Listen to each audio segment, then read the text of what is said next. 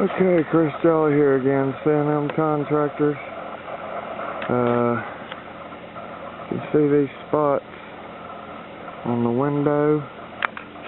We have filled them with Wondow,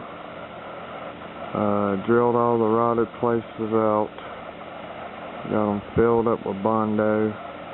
We'll have to come back and sand them down, shape them up, prime them and paint them, but that's what we've got right now. It's quite a job because on these places here, when you have putting Wondow on a vertical surface, it is hard to get it to stay because it's sort of runny. So I had to make some little forms to put up there to contain it until it had basically set after about 10 minutes.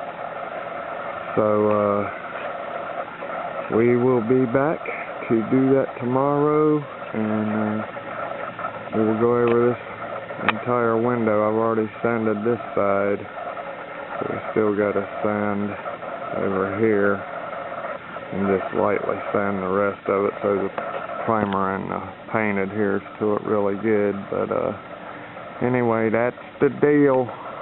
See you later.